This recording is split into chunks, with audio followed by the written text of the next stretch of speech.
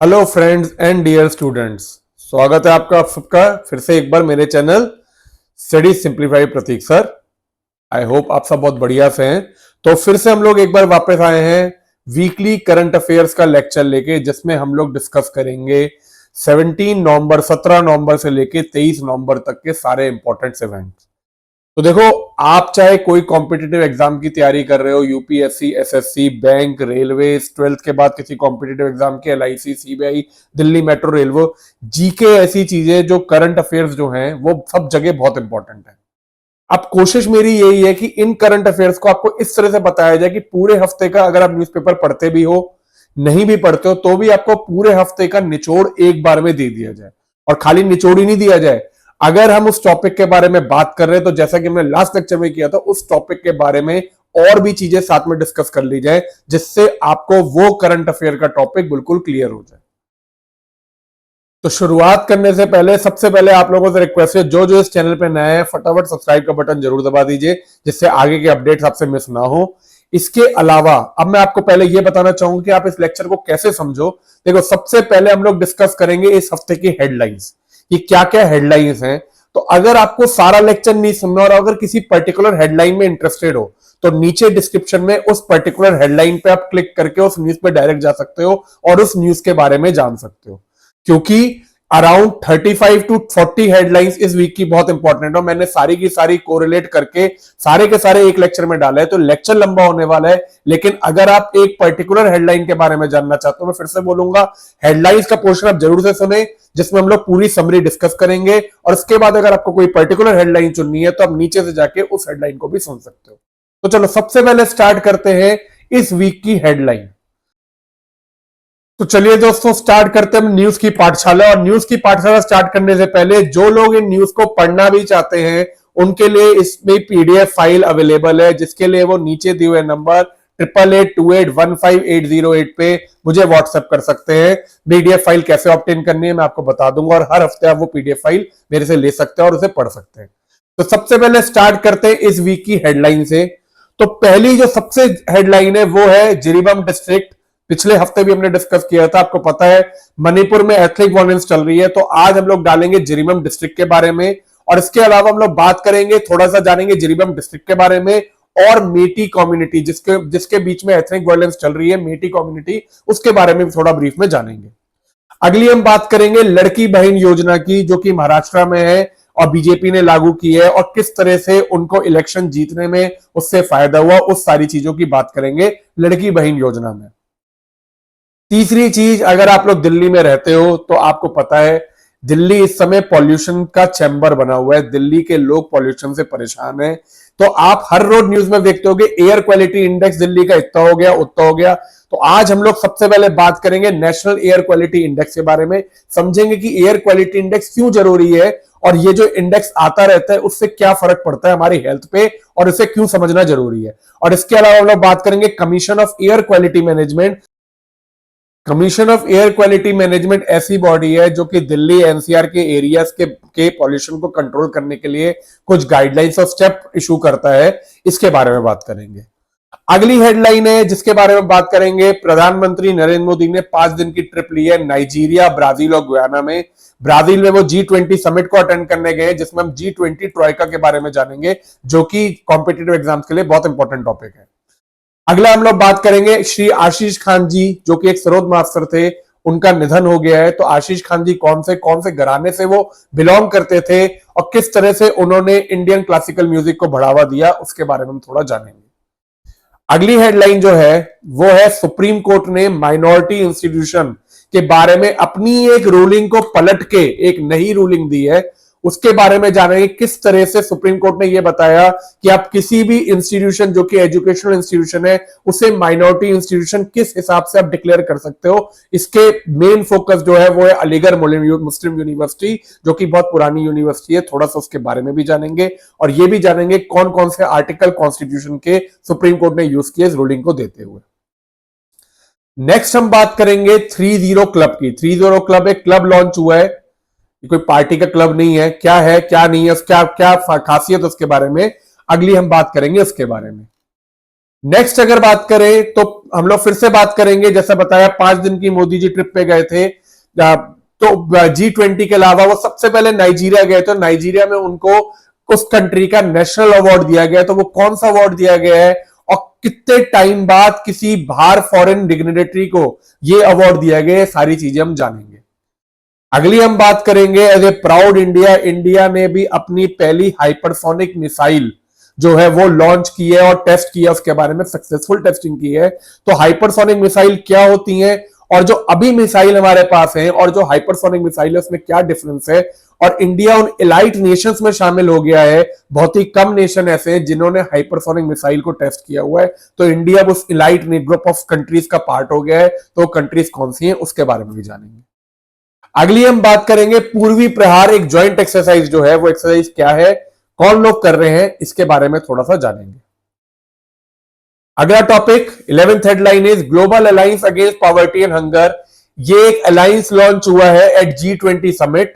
तो इस G20 summit में इस अलायंस की क्या इंपॉर्टेंट है और ये किसने लॉन्च किया, इसके बारे में जानेंगे। अगली बात जो है वो बात है इंडिया के नए कॉम्पोटरल ऑडिटर जनरल की अपॉइंटमेंट। इंडिया के एक नए कॉम्पोटरल ऑडिटर जनरल जो कि हाईएस्ट ऑडिटिंग अथॉरिटी होते हैं इंडिया की, उनको अपॉइंट किया गया है। तो ये कौन अपॉइंट करता है, कैसे अपॉइंट होते हैं, किसको अपॉइंट किया गया है और किसके बाद ये नए अपॉइंटमेंट हुई है, इन सब चीजों के बारे में जानेंगे हम इस न्यूज में। अगली हम बात करेंगे fossil fuel non proliferation treaty की। ये अभी आपको पता है, लास्ट लेक्चर में भी मैंने डिस्कस किया था लास्ट वीक न्यूज में, कि COP29 चल रहा है बाकू में।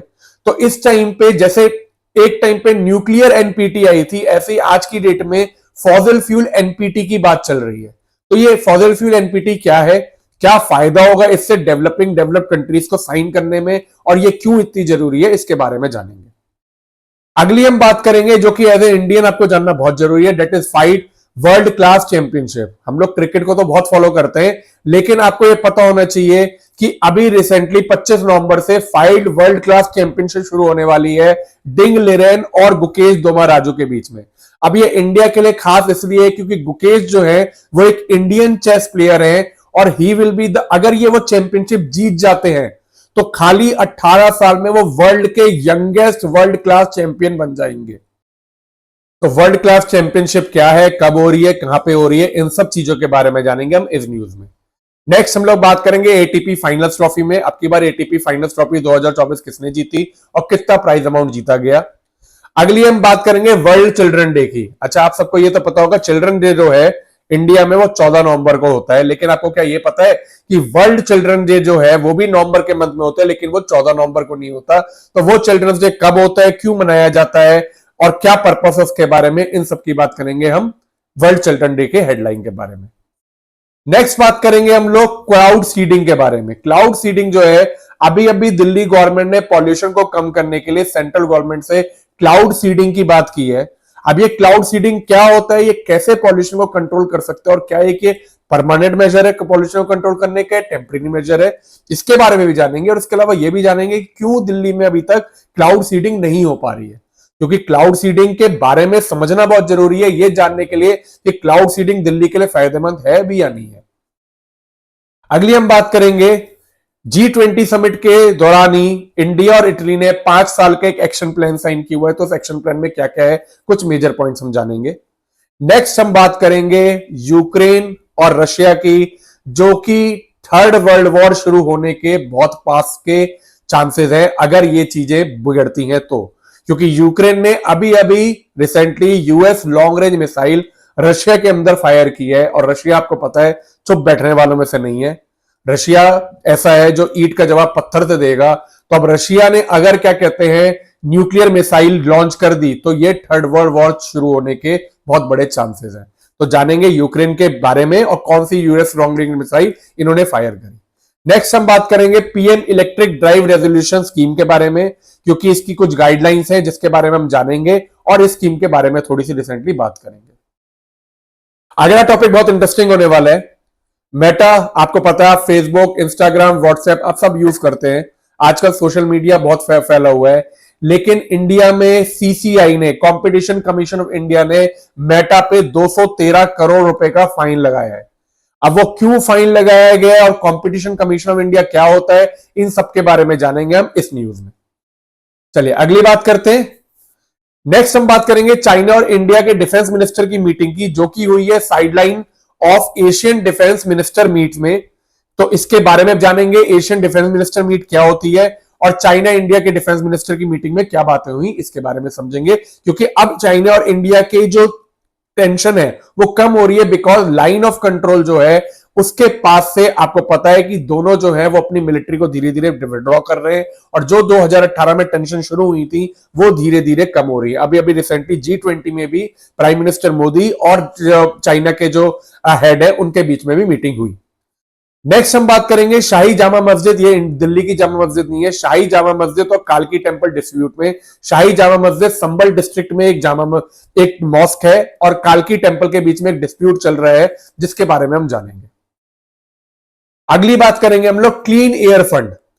अभी अभी सेंट्रल गवर्नमेंट ने यह बताया गया कि दिल्ली गवर्नमेंट ने अपने क्लीन एयर फंड जो उनको अलॉट हुआ था पॉल्यूशन कंट्रोल करने के लिए, उसका खाली 30% ही यूज किया है, 70% अनयूटिलाइज है। तो वी विल नो क्या होता है क्लीन एयर फंड और ये क्यों एलोकेट किया जाता है और किस स्कीम के अंदर एलोकेट किया जाता है, इसके बारे में बात करेंगे। नेक्स्ट हम बात करेंगे इन space looking for private player in ground segment. तो जो लोग स्पेस न्यूज से इंटरेस्टेड है उनके लिए ये इंटरेस्टिंग न्यूज है, क्योंकि अब स्पेस प्रोग्राम में प्राइवेट प्लेयर्स को एंट्री दी जा रही है। कई चीजों में प्राइवेट प्लेयर्स को एंट्री दे दी गई, लेकिन अब इन स्पेस जो है they are looking for private player in ground segment. Ground segment basically ground antenna होते हैं जिनसे सैटेलाइट कम्युनिकेशन की जाती है। तो इसके लिए प्राइवेट प्लेयर्स को एंट्री देने के लिए क्या डेवलपमेंट हो रही है, इसके बारे में जानेंगे। नेक्स्ट हम बात करेंगे India Australia tie up on green energy. तो G20 समिट में ही इंडिया ऑस्ट्रेलिया ने ग्रीन एनर्जी में टाई अप किया अपने आपस में बाइलेटरल मीट के बाद। तो इसमें क्या टाई अप हुए और क्या है ये ग्रीन एनर्जी का कॉन्ट्रैक्ट, इसके बारे में हम थोड़ा सा ब्रीफ में जानेंगे। इसके बाद हम लोग बात करेंगे प्रधानमंत्री नरेंद्र मोदी की विजिट गयाना में। 56 ईयर्स बाद कोई Indian prime minister Guyana country गया है, जहां पे उन्होंने कैरिकॉम समिट को चेयर किया। तो कैरिकॉम समिट के बारे में जानेंगे और इनके प्रधानमंत्री की विजिट के बारे में बात करेंगे। अगला हम बात करेंगे understanding Russia new nuclear doctrine. Russia ने अभी अभी अपने जो न्यूक्लियर पॉलिसी है उसे अपडेट किया है।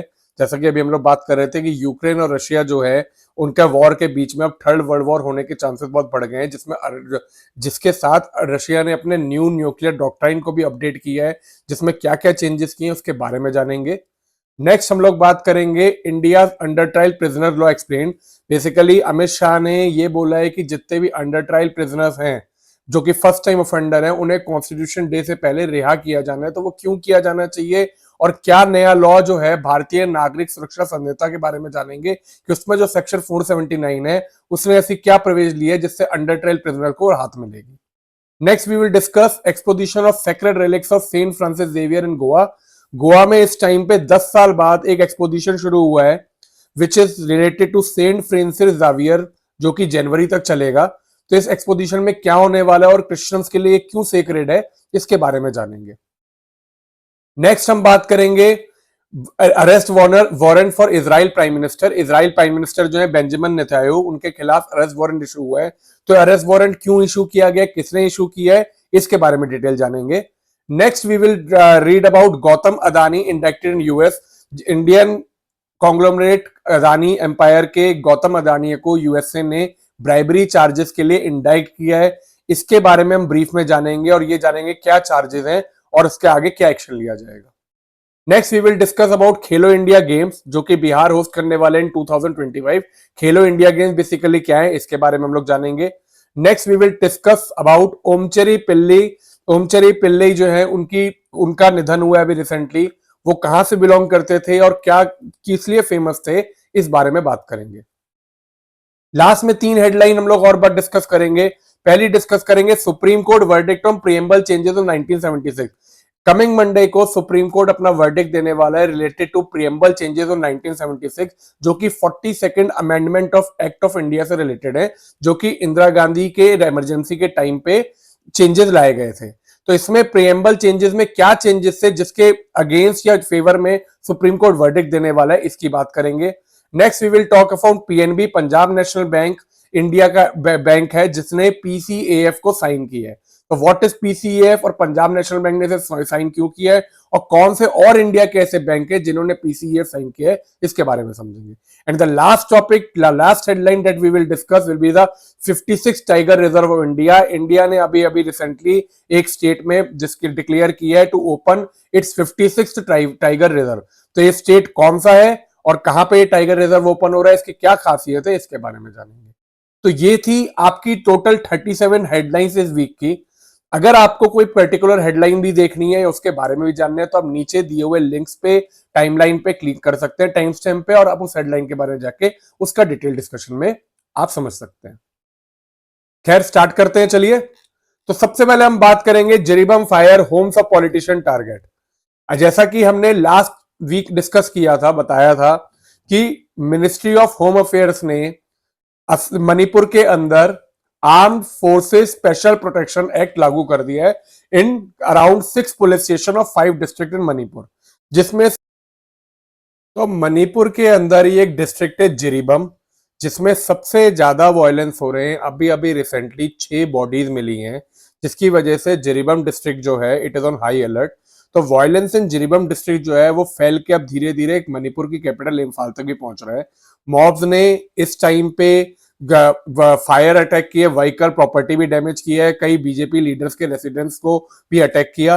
तो बेसिकली हम लोग अब इसमें ये जानते हैं, जो हमारे कंपटीशन पॉइंट ऑफ व्यू से इंपॉर्टेंट है वो है कि जिरीबम कहां पे है और क्या इंपॉर्टेंस है। तो बेसिकली देखो हो क्या रहा है, जो जिरीबम में वायलेंस है या जो मणिपुर में वायलेंस है, that is ethnic violence between non tribal Meitei people और कुकी मिलिटेंट्स। तो अब जिरीबम डिस्ट्रिक्ट जो है it is situated in Manipur on the bank of Jiri river. This is important. Jiribam district कहां पे सिचुएटेड है bank of Jiri river. Town is located at Manipur westernmost boundary. अगर आप देखोगे मणिपुर के मैप में तो यहाँ पे वेस्टर्न मोस्ट बाउंड्री में जिरीबम जो है वो लोकेटेड है। ठीक है, तो इसका जो एक बॉर्डर है ये आपका कचर डिस्ट्रिक्ट जो असम में है उसको टच करता है। तो अगर मैं एडजॉइनिंग नेबर की बात करूं जिरीबम की, तो वो एक कचर डिस्ट्रिक्ट ऑफ असम। इसे हम वेस्टर्न गेट ऑफ मणिपुर भी कहते हैं। Next, Jiribam town is inhabited by Meiteis, Bengalis, Hmars and various other communities. अब जिरी रिवर के बारे में जानते हैं। जो जिरी रिवर है it is the tributary of Barak river in the Indian state of Assam. Assam से एक रिवर निकलती है बराक रिवर, तो जिरी रिवर इसकी ट्रिब्यूटरी है। ये जो बराक रिवर है ये 3 स्टेट से फ्लो करती है, मणिपुर, मिजोरम एंड असम। तो आपको जिरी रिवर, बराक रिवर के बारे में पता होना चाहिए। इसके बाद जिरीबम डिस्ट्रिक्ट के बारे में 3 चीजें हमने डिस्कस करी हैं। और बराक रिवर इंडिया से होते हुए बांग्लादेश जाती है, जहां पे it bifurcates into Surma River and the Koshara River, which converts again to become Meghna River before forming the Ganges Delta. तो बेसिकली आपका फ्लो ऐसे, जिरी रिवर जो है बराक रिवर की ट्रिब्यूटरी है। बराक रिवर मणिपुर, मिजोरम, असम, इंडिया में 3 स्टेट से फ्लो करके बांग्लादेश में एंटर करती है, जहां पे वो डिवाइड होती है सुरमा रिवर और कौशर रिवर। फिर ये वापस कंबाइन होकर मेघना रिवर बनती है, जो कि आगे गंजीज डेल्टा में चली जाती है। Manipur and Assam joins the Barak river of at Jirimukh. ठीक है, तो ये बेसिकली आपको जो भी जिरीबम से रिलेटेड है वो ज्योग्राफी मैंने आपको समझा दी है। इसके अलावा अगर हमें कुछ जिरीबम वैली का ब्रीफ हिस्ट्री समझते हैं कि जिरीबम वैली कैसे फॉर्म हुई, तो देखिए 19th सेंचुरी में जब इंडिया इंडिपेंडेंट नहीं था तब Jiribam valley was part of Cachar kingdom, Cachar kingdom का पार्ट था। उसके बाद जैसे कि ब्रिटिश करती थी, उन्होंने एक एक्ट साइन किया वहां के राजा के साथ, राजा गंभीर सिंह मणिपुर के, जिसके बाद ये जो जिरीबम डिस्ट्रिक्ट था वो ब्रिटिश के कंट्रोल में आ गया। After the independence of India Manipur elected A legislative, पहले मणिपुर जो था वो इंडिपेंडेंट रहा, वो इंडिया का 1947 में पार्ट नहीं बना था। उन्होंने खुद की एक लेजिस्लेटिव असेंबली बनाई थी जिसमें 10 सीट असेंबली की। हिली एरियाज, देखो कोई पूरा मणिपुर 2 पार्ट में डिवाइडेड है, हिल एरियाज और वैली एरियाज। तो हिल एरियाज को 10 सीट दी गई, जिसमें पहले जिरीबम आता था। जब मणिपुर इंडिया का पार्ट बना तो पहले उसे यूनियन टेरिटरी बना गया और उसे 8 सब डिवीजन में डिवाइड किया। अब फ्लो देख रहे हैं, पहले ब्रिटिश के बाद मणिपुर स्टाइल आपका इंडिया का पार्ट नहीं था, मणिपुर पहले अलग से एक पार्ट था, उसका खुद का कॉन्स्टिट्यूशन था। Then it became part of India, union territory के पार्ट में बना, and it was divided into 8 subdivision, one of which was based at Jiribam. 1969 में मणिपुर को 5 डिस्ट्रिक्ट में डिवाइड किया गया और उस टाइम पे जिरीबम जो था it became part of valley area of Manipur rather than hill area. तो हिल एरिया की जगह वैली एरिया में जिरीबम को डाल दिया गया। तो इस टाइम पे अगर बात करें तो मणिपुर में 16 डिस्ट्रिक्ट है टोटल, और 2016 में जिरीबम जो था वो एक इंडिपेंडेंट डिस्ट्रिक्ट, जिरीबम डिस्ट्रिक्ट। तो इस टाइम पे at present Jiribam is a district of Manipur, जिसमें 16 डिस्ट्रिक्ट है मणिपुर, जिसमें से एक जिरीबम डिस्ट्रिक्ट भी है, and it is in valley area. बात करें मेटी कम्युनिटी की, तो Meitei is the predominant ethnic group of Manipur state. ये मेटी लैंग्वेज बोलते हैं, one of the 22 official languages of India and the sole official language of Manipur state. तो इसके अलावा अगर आप इसके बारे में और जानना चाहते हैं तो पिछले वीकली लेक्चर को भी आप रेफर कर सकते हैं, उसमें भी हमने arm forces special protection of act और इसके बारे में बात की हुई है, और मणिपुर में क्यों लगाया गया, कब कब लगाया गया, वो सारी डिटेल्स हमने उधर कवर की हुई है। नेक्स्ट हम बात करते हैं लड़की बहन योजना। ये जो योजना है this is very important for Maharashtra, क्योंकि जो बीजेपी गवर्नमेंट ने अब की बार जो इलेक्शन लड़े वो इसी योजना के बिहाफ पे लड़े हैं। तो बेसिकली अब की बार इलेक्शन में जो गवर्नमेंट है उन्होंने ये प्रेजेंट प्रॉमिस किया है कि अगर वो पावर में वापस आते हैं तो वो मंथली असिस्टेंट लड़की बहन योजना को 2100 रुपए बढ़ा देंगे। इसके पहले ये समझना जरूरी है कि जो लड़की बहन योजना है वो कौन सी गवर्नमेंट ने लॉन्च की है। महाराष्ट्र गवर्नमेंट ने अक्टूबर 2004 में ये लॉन्च करके इस समय जो अब देते हैं ये लोग, द स्कीम प्रोवाइड्स 1500 रुपए per month to women resident of Maharashtra जिनकी एज 21 से 65 साल तक है और financial income less than 2.5 lakh है। तो दो कंडीशन है, वुमेन को 1500 रुपए महीना दिया जाता है जिसे प्रॉमिस किया गया 2100 तक बढ़ाने के लिए। एज जो है वो 21 टू 65 ईयर्स होनी चाहिए और इनकी मंथली इनकम, जिस भी फैमिली की मंथली इनकम 2.5 लाख से कम है उन्हीं की वुमेन को ये पैसे दिए जाते हैं, हर महीने ये ट्रांसफर कर दिए जाते हैं।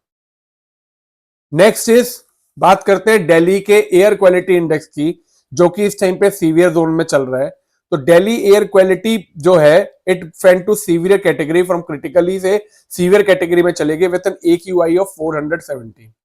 तो after Delhi Haryana government has decided to authorise district to shift school जो है वो बंद कर दिए गए। आपको पता है गार्ड रेस्ट्रिक्शन प्लेस में लगा दी गई है। ग्रेप स्टेज 3 जो है इस टाइम पे प्लेस में है, जो कि इवेंचुअली लास्ट वीक ऑफ इस वीक के खत्म होते होते ग्रेप 4 पे पहुंच गया था।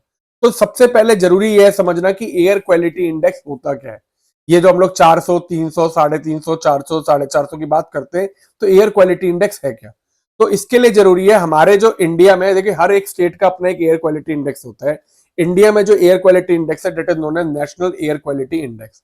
It was launched in on September 17, 2014 under the Swachh Bharat अभियान। ये आपको डेट याद रखनी है, 2014 में national air quality index launch किया गया अंडर द स्कीम ऑफ स्वच्छ भारत अभियान। इसमें 6 AQI कैटेगरीज हैं, good, satisfactory, then moderately polluted, poor, very poor and severe. तो आप देख सकते हैं दिल्ली इस टाइम पे सीवियर में, मतलब लास्ट कैटेगरी। इंडेक्स जो है, ये जो इंडेक्स है ये निकाला जाता है, 8 पॉल्यूटेंट को मेजर किया जाता है इसमें। PM10 particulate matters of size 10 nanometre, then 2.5, then NO2, SO2, CO, O3, NH3 and lead. ये सारे के सारे पॉल्यूटेंट को मेजर करके एयर क्वालिटी इंडेक्स निकाला जाता है। अब इस डेटा को मेजर करने के लिए हमें कुछ कंटिन्यूअस मॉनिटरिंग सिस्टम चाहिए होते हैं, जो कि आपके टोटल 5 स्टेट में लगाए हुए हैं इस समय इंडिया के, न्यू दिल्ली, मुंबई, पुणे, कोलकाता, अहमदाबाद। ये 5 स्टेट ऐसे हैं that keep on monitoring air quality of all over India, और ये डेटा कंटिन्यूअसली इन 8 पॉल्यूटेंट को मेजर करके देते रहते हैं based on the measured ambient concentration, corresponding standard and likely health impact. हर देखिए ये total national air quality index जो होता है इट इज बेस्ड ऑन 8 सब इंडेक्स। तो बेसिकली क्या होता है, जो सबसे वर्स्ट इंडेक्स होता है वो आपको टोटल NAQI देता है। तो इसे समझने के लिए टेबल देखना बहुत जरूरी है, स्टैंडर्ड टेबल है। अगर मैं बात करूं गुड एयर क्वालिटी की, तो इसकी न्यूमेरिकल वैल्यू होती है 0 to 50। अगर 0 to 50 के बीच में आपका NAQI है तो वैल्यू है गुड। 51 to 100 के बीच में होता है मॉडरेट। 101 से 150 के बीच में होता है अनहेल्दी फॉर सेंसिटिव ग्रुप, जैसे ओल्ड एज हो गए या जो जिनको रेस्पिरेटरी प्रॉब्लम है उनके लिए अनहेल्दी होता है। 151 से 200 ये अनहेल्दी में चला जाता है विच इज रेड। देन 201 से 300 it is in very unhealthy, and last is greater than 300 is hazardless, या आप कह दो सीवियर कैटेगरी। तो इस समय दिल्ली इधर बैठा हुआ है लास्ट कैटेगरी। दिल्ली का AQI इस समय 450 है, जैसे कहा जाता है कि अगर आप एक दिन में 50 सिगरेट पियो उससे जितना पॉल्यूशन होता है जो शरीर के अंदर जाता है उतना पॉल्यूशन आपके दिल्ली AQI की वजह से है। तो सेम यही कैटेगरी जैसे होती है तो हर एक के लिए भी कैलकुलेट की जाती है, ये सबके लिए कैलकुलेट अलग अलग होती है, और जो वर्स होती है वो आपको नेशनल एयर क्वालिटी इंडेक्स में बताया जाता है। इसके बाद हम लोग बात करते हैं कि ये एयर क्वालिटी इंडेक्स, अगर मैं बात करूं दिल्ली की, तो दिल्ली में जो इस एयर क्वालिटी इंडेक्स को देख के जो स्टेप्स लिए जाते हैं वो कौन लेता है? तो commission of air quality management, CAQM, this body is responsible for taking steps to mitigate air pollution, या कम करने के लिए जो भी ग्रेप स्टेज रिस्ट्रिक्शन लगानी है या ऑड इवन स्कीम जो भी करना है, उसका पहले इनिशिएटिव जो है वो ये कमीशन लेती है। तो CAQM is a statutory body established under the Commission for Air Quality Management in NCR and adjoining area। तो ये बॉडी खाली काम करती है NCR और उसके आसपास के एरिया में, ये चीज आपको ध्यान रखनी है, it is very important. CAQM कब बनी थी? It was formed after dissolution of environmental pollution prevention and control authority establish in 1998। तो ये 1998 में जो ये बॉडी बनी हुई थी, environmental pollution prevention and control authority, इसे डिसोल्यूट करके आपकी CAQM बनी थी। Commission has been set up for air quality management in national capital region and adjoining area for better coordination, research, identification and resolution of problem। तो basically इसका काम क्या है? It undertakes action for prevention and control of air pollution in Delhi NCR and adjoining area which impact the air quality of NCT of Delhi। Delhi के अलावा जो adjoining areas इसके control में आते हैं वो किसके स्टेट में? पंजाब, हरियाणा, राजस्थान, उत्तर प्रदेश। तो दिल्ली के अलावा जो 4 रीजन, पूरा पंजाब नहीं कह सकते आप, उसके एडजॉइनिंग एरिया, दिल्ली और दिल्ली के एडजॉइनिंग एरिया जो कि इन स्टेट्स में है, उसमें CAQM कंट्रोल करता है, पंजाब, हरियाणा, राजस्थान एंड उत्तर प्रदेश। अगर बात करूं मैं इसके कॉम्पोजिशन की, तो सबसे पहले होता है चेयरमैन। चेयरमैन जो है it is of the rank of secretary और चीफ सेक्रेटरी, 3 साल के लिए अपॉइंट किया जाता है until the age of 70 years. This is important. अगर CAQM के चेयरमैन की बात की जाएगी तो it is of the rank of secretary या चीफ सेक्रेटरी, इससे नीचे नहीं हो सकता। 3 साल के लिए होता है। 70 साल की इसकी रिटायरमेंट एज है, मतलब जब तक या तो 70 साल अटेंड नहीं होते या 3 साल, ये आपका लिमिट है। An officer of the rank of a joint secretary is or the as the member secretary and chief coordinating officer, a serving or former joint secretary from the central government, 3 independent technical member with expertise in air pollution, ये भी होते हैं।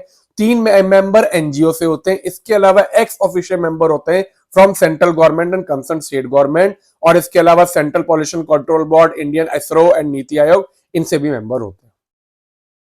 तो ये जो selection होता है, it is committee, ये सिलेक्शन जो होता है चेयरपर्सन का या मेंबर्स का, it is done bye committee form by central government, जो कि रिकमेंड करती है appointment of the member of commission. जो कमेटी के हेड होते हैं, it is minister of environment, forest and climate change. Members of the committee include, और इस जो कमेटी के मेंबर्स होते हैं उसमें कौन कौन होता है? Cabinet secretary and minister of commerce and industry, road transport and science and technology. तो ये कमेटी जो होती है, ये आपके मेंबर को सिलेक्ट करके CAQM की पूरी कमेटी कॉम्पोजिशन को बनाती है। The direction of the commission prevail order, this is very important. अगर कमीशन कोई डायरेक्शन देती है तो वो रिस्पेक्टिव स्टेट गवर्नमेंट, CPC भी, स्टेट PCB और स्टेट लेवल स्टैट्यूटरी बॉडी सबके डिसीजन को ओवरकम करते हैं, मतलब इनके डिसीजन सबसे ऊपर होते हैं। और अगर इसके डिसीजन के खिलाफ अपील करनी है तो date can be done in NGT, national green tribunal. तो ये छोटी छोटी चीजें आपको CAQM और AQI के बारे में पता होनी चाहिए, जो कि MCQ में पूछी जा सकती है, और इसके रिलेटेड MCQ भी मैंने अलग से लेक्चर बना रखे हैं जिसे आप देख सकते हैं और अटेम्प्ट कर सकते हैं। Next is PM begins 5-day trip to Nigeria, Brazil and Guyana. तो अभी प्रधानमंत्री नरेंद्र मोदी ने 5 दिन की ट्रिप स्टार्ट की है, जिसमें वो नाइजीरिया, ब्राजील और गुयाना जाएंगे। नाइजीरिया में he is going to with the invitation of their president. Then Brazil में G20 समिट अटेंड करेंगे एंड देन गुयाना जाएंगे। तो prime minister Narendra Modi has embarked on a 5-day 3-nation visit to Nigeria, Brazil and Guyana. तो इसमें सबसे जरूरी ये, Brazil में जो G20 होने वाला है, इसमें इंडिया जो है वो ट्रॉयका का मेंबर है। अब ट्रॉयका मेंबर क्या होते हैं? ट्रॉयका मेंबर बेसिकली क्या होते हैं? Refer to the top grouping within the G20, जिसमें करंट जो नेशन होल्ड कर रहा है, प्रीवियस नेशन और जो आने वाला नेशन है, उन तीनों के, मतलब जिसने G20 अभी होल्ड कर रहा है जो होस्ट नेशन है, जो प्रीवियस नेशन है जिसने G20 होल्ड किया था, और जो आने वाला नेशन है, उन तीनों के ग्रुप को G20 ट्रॉयका कहा जाता है। एट प्रेजेंट इंडिया, ब्राजील और साउथ अफ्रीका, ये तीनों जो कंट्रीज हैं, they are part of G20 troika for G20 summit in Brazil. South Africa में 2025 में होगी, ब्राजील में 2024 में हो रही है, और इंडिया जो है वो 2023 का होस्ट नेशन है। That is why they are forming part of G20 troika.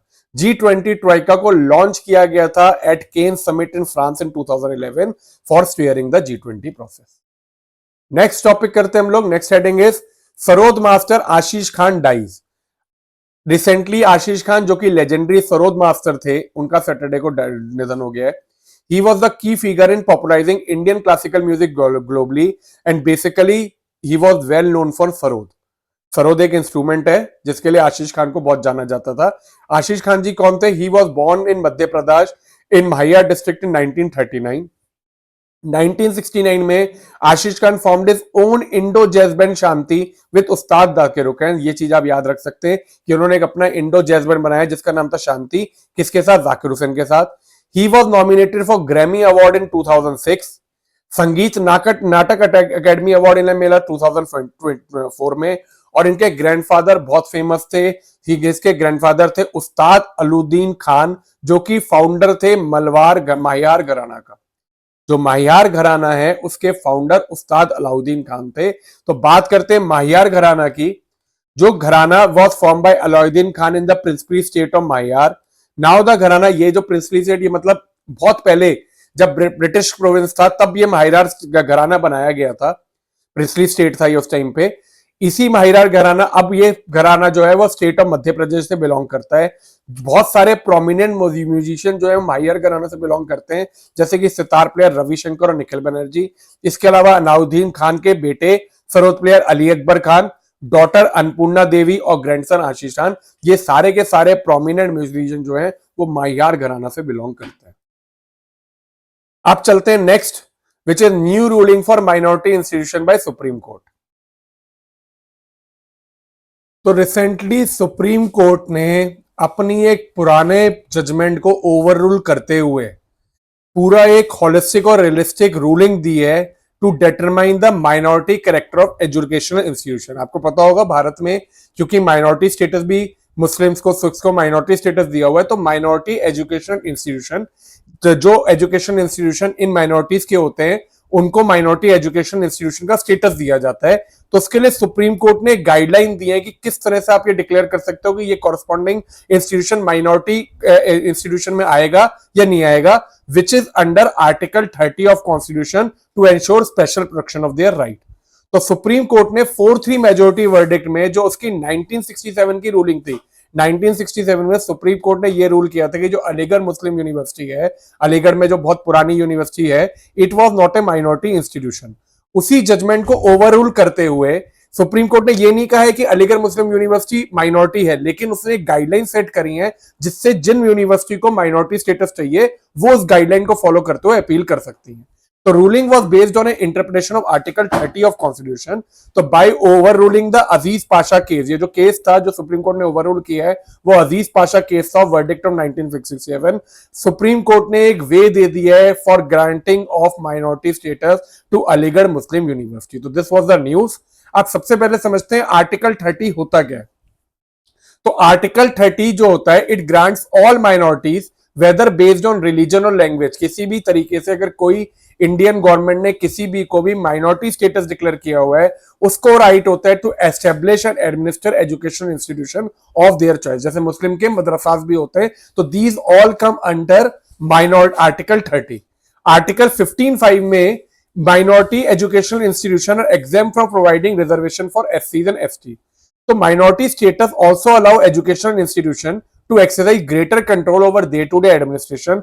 इसमें आप स्टूडेंट के एडमिशन को भी रिजर्व कर सकते हो फॉर माइनॉरिटी स्टूडेंट, और टीचिंग और नॉन टीचिंग स्टाफ को भी आप रिजर्व कर सकते हो। तो माइनॉरिटी एडमिशन, माइनॉरिटी इंस्टीट्यूशन के कुछ प्रिविलेजेस दी जाती हैं as compare to normal education institution.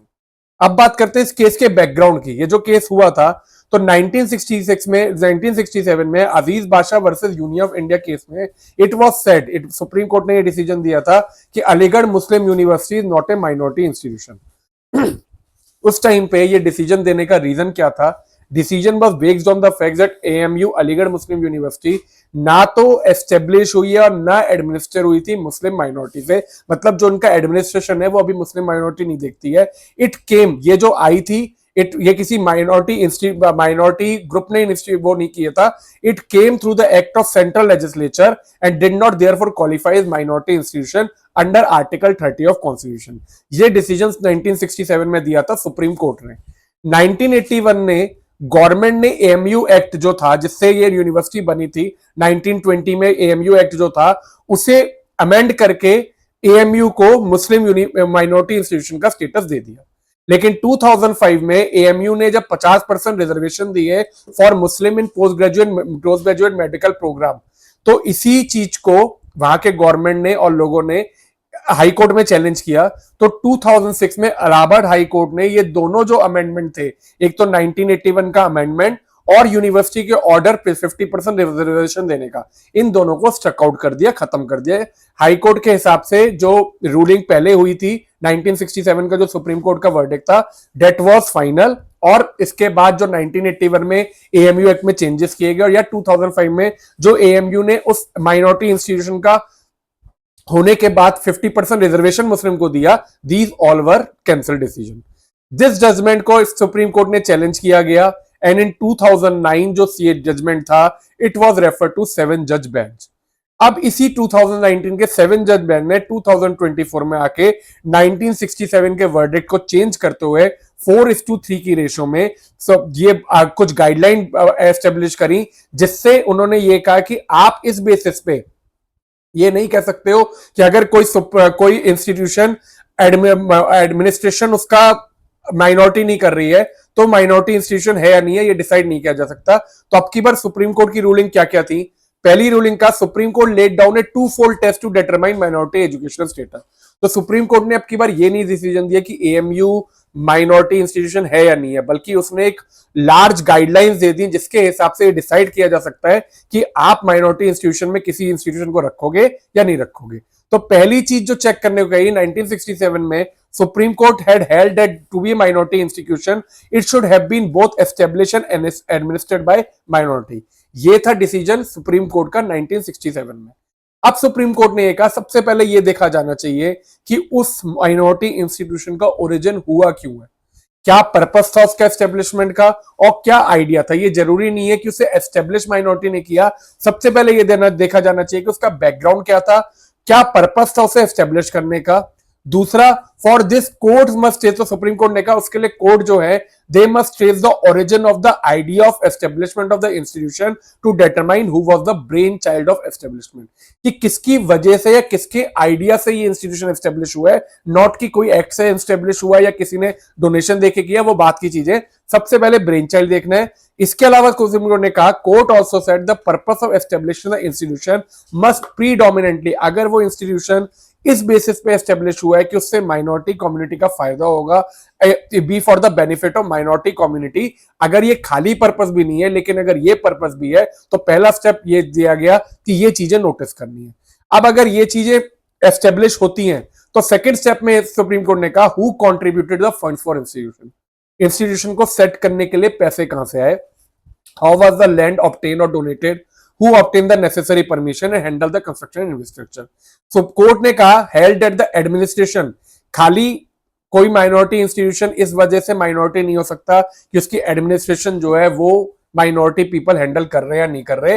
तो कोर्ट ने बहुत क्लियर डायरेक्शन दी है कि court held that administration of an education institution does not need to be handled by minority community. It was a matter of choice कि ये education institution की choice है कि वो माइनॉरिटी से हैंडल कराए या नहीं कराए, और आप किसी भी माइनॉरिटी इंस्टीट्यूशन को कंपेल नहीं कर सकते हो कि minority community day to day administration को हैंडल करे. तो 2024 रूलिंग के हिसाब से उन्होंने सुप्रीम कोर्ट ने प्रॉपर एक गाइडलाइन सेट कर दी है to give status to minority institution on the basis of its establishment, and administration को नहीं देखना है, बेसिकली सोल पर्पस देखना है कि ये माइनॉरिटी कम्युनिटी को फायदा कर रहा है या नहीं कर रहा है. ये कुछ की डेट्स हैं जिसे आप गो थ्रू कर सकते हो.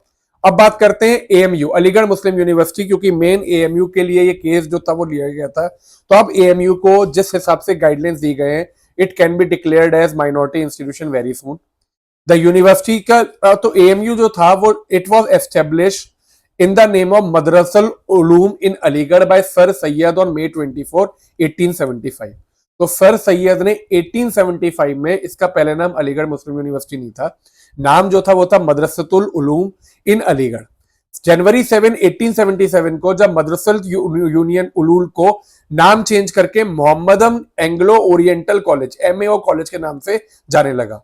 1920 में जब एएमयू एक्ट पास हुआ तब MAO Mohammedan Anglo oriental college को अलीगढ़ मुस्लिम यूनिवर्सिटी का स्टेटस दिया गया इन 1920। तो अगर इसके एस्टेब्लिशमेंट की बात करें तो आप देख सकते हैं कि इसके एस्टेब्लिशमेंट जो था वो सर सैयद ने किया था। नेक्स्ट हेडिंग है लॉन्च ऑफ 30 क्लब। तो अभी अभी रिसेंटली बांग्लादेश के चीफ एडवाइजर मोहम्मद यूनस और पोप फ्रांसिस ने एक क्लब लॉन्च किया जिसका नाम है 30 क्लब। तो 30 क्लब जो है इसका स्टैंड 30 का मतलब है, आपको ध्यान रखना होगा, लॉन्च किया गया है रोम के अंदर। किसने लॉन्च किया है? बांग्लादेश के चीफ एडवाइजर मोहम्मद यूनस और पोप फ्रांसिस ने। और 30 का मतलब है zero poverty, zero unemployment and zero net carbon emission. इसके अलावा मोहम्मद यूनस जो है he is the Nobel prize winner, जो अभी बांग्लादेश के चीफ एडवाइजर है। इसके अलावा उन्होंने एक बुक लिखी थी, penned a book a world of 30, जिसके बेसिस पे क्लब लॉन्च किया गया। तो 2017 में जो बुक थी इसके बेसिस पे क्लब 30 क्लब लॉन्च किया है। नेक्स्ट, प्राइम मिनिस्टर मोदी की विजिट की बात करते हैं नाइजीरिया में। तो recently prime minister Narendra Modi अपने G20 के टूर से पहले नाइजीरिया विजिट किया। नाइजीरिया में उनको सेकंड हाईएस्ट नेशनल अवार्ड दिया गया जिसका नाम है grand commander of the order of Nigeria. तो ये श्री नरेंद्र मोदी का 18th इंटरनेशनल अवार्ड है। दुनिया के वो पहले ऐसे प्रधानमंत्री हैं जिनको इतने इंटरनेशनल अवार्ड दिए गए। इसके अलावा इंटरेस्टिंग बात यह है कि ये जो अवार्ड है इससे पहले किसी भी फॉरेन, जैसे नरेंद्र मोदी जो है वो सेकंड फॉरेन डिग्निटरी हैं to receive this award.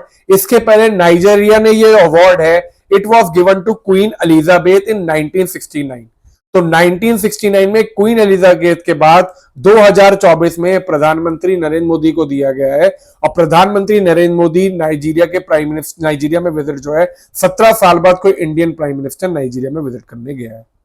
Next, अगर ये अवार्ड की बात करें तो the order of the Nigeria is the second highest national award in Nigeria, जो कि 1963 में स्टार्ट किया गया था। इसके अलावा जो ऑर्डर ऑफ द फेडरल, जो हाईएस्ट नाइजीरिया का अवार्ड है, that is order of federal Republic. तो ऑर्डर ऑफ फेडरल रिपब्लिक, जैसे इंडिया का सबसे हाईएस्ट अवार्ड है भारत रत्न, इस ऐसे ही नाइजीरिया का सबसे हाईएस्ट अवार्ड है ऑर्डर ऑफ फेडरल रिपब्लिक। और उसके बाद जो सेकंड अवार्ड है that is order of the niger. Next हम लोग बात करेंगे इंडिया के सुपर हाइपरसोनिक मिसाइल की। तो इंडिया ने अपना पहला हाइपरसोनिक मिसाइल जो है वो टेस्ट किया है सक्सेसफुली। ये जो हाइपरसोनिक मिसाइल है डेवलप किया गया है बाय डीआरडीओ और इसे टेस्ट किया गया by firing from a long range hypersonic missile. India ने टेस्ट किया successfully from doctor APJ Abdul Kalam island. तो आपको उड़ीसा याद रखना है, उड़ीसा से लॉन्च किया गया था ये। और हाइपरसोनिक मिसाइल की क्या कैपेबिलिटीज होती हैं, इसके लिए जानना जरूरी है कि अभी जो इंडिया यूज करता है वो करता है ICBM, inter continental ballistic missile. Hypersonic missile की पहली खासियत क्या होती है कि it is 5 times the speed of sound, जिसे हम मैक 5 भी कहते हैं। तो इट इज अराउंड मैक 5 की स्पीड होती है। इसके अलावा the two type of hypersonic vessel जो होते हैं, they are hypersonic glide vessel and hypersonic cruise missile. Hypersonic missile का सबसे बड़ा फायदा क्या होता है कि it reduces the time it takes to reach the target. तो जितनी देर में आपका कोई डिफेंस सिस्टम इंटरसेप्ट करेगा मिसाइल में, तब तक ये इतनी स्पीड से जाते हैं कि ये टारगेट को हिट कर सकते हैं। अब क्वेश्चन कई बार ये भी आता है कि why are they better than ballistic missile. Mach 5 speed जो होती है वो बैलिस्टिक मिसाइल में भी यूज हो सकती है। हाइपरसोनिक वेपन क्यों अलग है? Because of the use of aerodynamic lift to manoeuvre within the atmosphere. इसका मेन फायदा क्या होता है कि जब आप इसे फायर करते हो तो नॉर्मली जो बैलिस्टिक मिसाइल होते हैं उनको एक ट्रेजेक्ट्री दे दी जाती है और एक टारगेट की लोकेशन दी जाती है जिसे वो फॉलो करते हैं, और वो लोकेशन आप बाद में चेंज नहीं कर सकते हो। लेकिन हाइपरसोनिक मिसाइल को फायर करने के बाद भी इनकी लोकेशन को चेंज किया जाता है due to their manoeuvring flight capacity, जिसकी बात हम लोग बाद में करेंगे। इसके अलावा जिन 3 कंट्रीज ने, India is the 4th elite nation जिसने क्या कहते हैं इस ग्रुप को ज्वाइन किया है। रशिया, चाइना और यूएसए में कहा जाता है कि या तो हाइपरसोनिक मिसाइल डेवलप हो चुकी हैं या they are under testing phase. India is the 4th country to enter this elite group. Next बात करते हैं पूर्वी प्रहार, एक ज्वाइंट एक्सरसाइज। तो इंडियन आर्मी के soldiers with navy and air force इसके साथ एक अंडरगोइंग एक्सरसाइज कर रहे हैं जिसका नाम है पूर्वी प्रहार। जो कि अरुणाचल प्रदेश में चल रही है। तो ये दो इंपॉर्टेंट पॉइंट है कि पूर्वी प्रहार जो है वो अरुणाचल प्रदेश में हो रही है। It is A tri service military exercise. Tri service यानी कि तीनों जो हमारे विंग है, आर्मी, एयरफोर्स, नेवी, ये मिलकर एक्सरसाइज कर रहे हैं। बेसिकली इस एक्सरसाइज का काम क्या है? To prepare for any joint operation, integrated joint operation in hilly mountainous terrain region or terrains of the region। तो एक्सरसाइज नवंबर 10 को शुरू हुई है और नवंबर 18 8 दिन तक चलेगी। बेसिकली बहुत सारी चीजें इसमें इंक्लूडेड है, एयरक्राफ्ट और helicopter, advance light helicopter, artillery capabilities, ये सारी चीजों की जो एक्सरसाइज है वो सब यहाँ पे की जाएगी। तो Purvi Prahar is in Arunachal Pradesh. Next is global alliance against poverty and hunger. अभी रिसेंटली G20 समिट ने ब्राजील ने एक इनिशिएटिव लॉन्च किया। ब्राजील के प्रेसिडेंट लूला ने launch the global alliance against hunger and poverty. अब ये क्या है? Basically global alliance against hunger and poverty, इसका मेन एम है to reduce eradicate world hunger by 2030। तो बेसिकली जो हमारे सस्टेनेबल डेवलपमेंट गोल जो डिसाइड हुए थे यूएन में, उसके लिए नो पॉवर्टी और जीरो हंगर को अचीव करने के लिए लॉन्च किया गया है। एलियंस जो है इसमें टोटल 148 फाउंडिंग मेंबर है, including 82 countries, African union, European union, 24 international organisation and financial institution also.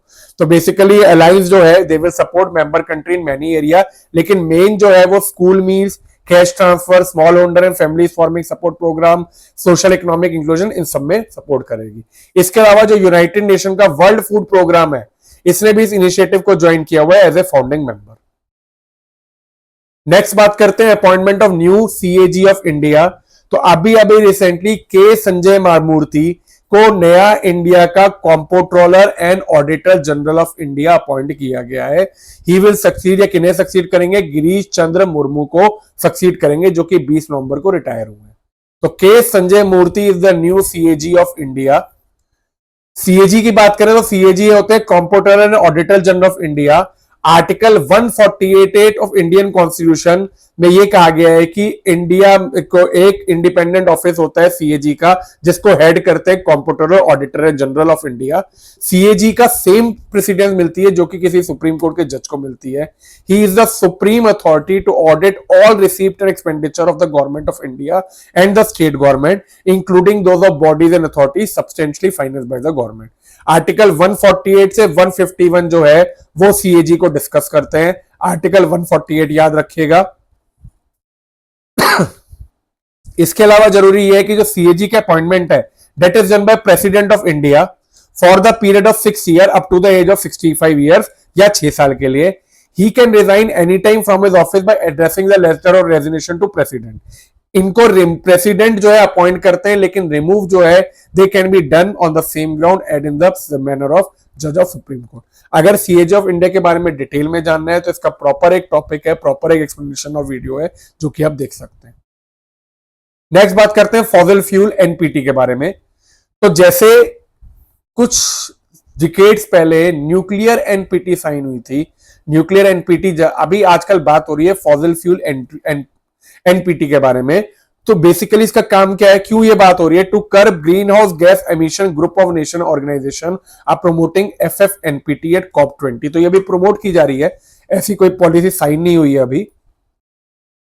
तो एक बार ये देखते हैं फॉसिल फ्यूल एनपीटी है क्या। बेसिकली फॉसिल फ्यूल एनपीटी जो थी वो 2016 में ये कॉन्सेप्ट आया गया था और ऑफिशियली 2019 में लॉन्च किया गया। FFE एनपीटी ये प्रपोज करते हैं कि सारे नेशंस को लीगली बाइंड होता है to end fossil fuel extraction और to move towards green renewable sources of energy. तो उनको लीगल बाइंडिंग की जाए कि धीरे धीरे उनको एक टाइमलाइन के बाद they have to move to renewable energy and and their fossil fuel usage and extraction. तो ये 3 पिलर पे काम करती है, non proliferation, fair phase out and just transition. सबसे पहले मना किया जाए, धीरे धीरे इसको phase out and just transition. बस ये पॉलिसी अभी खाली डेवलपमेंट में है, अभी इसमें कोई मेजर नेशन ने सपोर्ट या मेजर कंट्री ने साइन नहीं किया है। सबसे पहले से छोटे छोटे जो पैसिफिक आइलैंड है वनातुरु एंड तुवालू, इन्होंने अप्रूव किया था। नेक्स्ट बात करते हैं फाइल्ड वर्ल्ड चेस चैंपियनशिप की। जैसा कि हम जानते हैं कि वर्ल्ड क्लास चैंपियनशिप जो है दैट जो आपको जो पूरे वर्ल्ड का चेस चैंपियन होता है उसे देती है, जो कि ऑर्गेनाइज किया जाता है FIDE which is international chess federation से। ये 25 नवंबर से स्टार्ट हो रही है और अब की बार जो ये वर्ल्ड चेस चैंपियनशिप है ये रेनिंग वर्ल्ड चैंपियन डिंग लेरेन जो कि है चाइना से, और गुकेश दोमाराजू जो कि एक इंडियन प्लेयर है उनके बीच में होगी। ये 25 नवंबर से स्टार्ट होके 13 दिसंबर तक जाएगी इन सिंगापुर। तो दो जनों के बीच में कितना लंबा चेस टूर्नामेंट है। बेस्ट ऑफ 14 गेम खेले जाएंगे with tie breakers if required. और इसका मेन ये इंटरेस्ट अब की बार ये इसलिए है क्योंकि अगर गुकेश दोमाराजू इस चैंपियनशिप को जीत लेते हैं तो ही will be the youngest chess champion of the world. ये गुकेश जो है ये इंडियन प्लेयर खाली 18 साल के हैं and he will be the youngest ever world champion और 18th वर्ल्ड चैंपियन इससे चुना जाएगा। तो गुकेश जो है 18 साल के वो यंगेस्ट वर्ल्ड चैंपियन होंगे। अगर मैं बात करूं वर्ल्ड चैंपियनशिप की हिस्ट्री के बारे में तो ये सबसे पहले 1886 में पहला इवेंट हुआ था जो कि जीता था विल्हेम स्टेनहिड्स ने। 1948 ईयर में फाइड ने चेस चैंपियनशिप की एडमिनिस्ट्रेशन को ओवरटुक किया और हर 3 साल में फाइड जो है वो इस चेस चैंपियनशिप को चलाता था अंटिल 1993। 1993 में जो रेनिंग वर्ल्ड चैंपियन थे गैरी कास्परोव वो फाइड से अलग हो गए। अब तो उस टाइम पे क्या हुआ 93 से 2 चेस चैंपियनशिप शुरू हो गई। एक तो फाइड जो कराता था वो तो थी, इसके अलावा गैरी कैस्परोव अलग होकर एक और वर्ल्ड क्लास चैंपियनशिप शुरू किया हुई जिससे 1993 से 2006 तक 2 वर्ल्ड टाइटल होने लगे। 2006 में again these title were combined और तब से फाइड इज ऑर्गेनाइजिंग इट। पहले ये 3 साल में होते थे लेकिन 2014 से फाइड इस चैंपियनशिप को हर एक 2 साल में even number of even years में कराता है। कोविड की वजह से 2021 और 2023 में हुआ था, नहीं तो ये नॉर्मली 2020-22 में होने थे। अब ये 2024 में हो रहा है। करंट वर्ल्ड चैंपियन डिंग लैरेन है जो कि जिन्होंने मैग्नस कार्लसन को हराया था। इसके बाद अब की बार ये मैच जो है वो डिंग लैरेन और आपके गुकेश दोमाराजू के बीच में है। अगर कुछ इंपॉर्टेंट स्ट्रेटेजी जो आपको याद रखने के लिए जरूरी है, सबसे मैक्सिमम जो वर्ल्ड चेस चैंपियनशिप है वो जीती है गैरी कैस्परोव जो कि रशिया से 6 बार। इसके अलावा इमैनुअल लेस्कर जर्मनी से और एंटनी कार्पोव रशिया से, इन तीनों ने वर्ल्ड चेस चैंपियनशिप 6 बार जीत रखी है। विश्वनाथन आनंद, मैग्नस कार्लसन और एंटनी कार्पोव ने 5 बार जीत रखी है। तो these are winners of world champion. आप इसे गो थ्रू कर सकते हैं नोट से, इन्हें डिस्कस करने में ऐसा कुछ नहीं है। Next is ATP finals trophy man. तो अब की बार जो एटीपी 2024 की फाइनल्स ट्रॉफी है this has been won by Jannik Sinner Taylor Fritz. Jannik Sinner Taylor Fritz ने ये जो ट्रॉफी जीती है he has earned the biggest champion prize money in the history of tour. तो टोटल इन्होंने इतना पैसा जीता है फॉर विनिंग एटीपी टूर्नामेंट। तो ये इटली से है and he is the first player in his country to become world number 1 in history of ATP ranking. Next बात हम लोग करते हैं वर्ल्ड चिल्ड्रन डे की। आपको पता है इंडिया में चिल्ड्रंस डे जो है वो 14 नवंबर को होता है, लेकिन जो वर्ल्ड चिल्ड्रन डे है वो आपका 20 नवंबर को सेलिब्रेट किया जाता है। हर साल 20 नवंबर को वर्ल्ड चिल्ड्रन डे सेलिब्रेट किया जाता है। इस बार की जो थीम है वर्ल्ड चिल्ड्रन डे की वो है लिसन टू द फ्यूचर। अगर मैं बात करूं वर्ल्ड चिल्ड्रन डे की हिस्ट्री के बारे में, जिसमें आपको मेन ये याद होना चाहिए कि नवंबर 20 से हर दिन वर्ल्ड चिल्ड्रन डे सेलिब्रेट किया जाता है। वर्ल्ड चिल्ड्रन डे जो सबसे पहले एस्टेब्लिश किया था it was in 1954 as universal children's day. फिर उसके बाद 20 नवंबर को, ये तो 1954 में यूनिवर्सल चिल्ड्रंस डे के अलावा 20 नवंबर इसलिए माना जाता है क्योंकि declaration of the right of the child, ये जो ट्रीटी है it was accepted by UN general assembly on same date 20 November 1959। तो 1954 1959 these are the 2 milestone year जिसकी वजह से चिल्ड्रंस डे जो है वो 20 नवंबर को सेलिब्रेट किया जाता है। It is also the date in 1989 when the UN general assembly adopted the convention on the rights of the child. तो डेट याद रखिएगा 20 नवंबर चिल्ड्रंस डे सेलिब्रेट किया जाता है। रीजन क्या है? बिकॉज इसी दिन convention of the right of the child भी एक्सेप्ट किया गया था और declaration of the right of the child bye UN general assembly ये भी किया गया था। नेक्स्ट बात करते हैं क्लाउड सीडिंग की।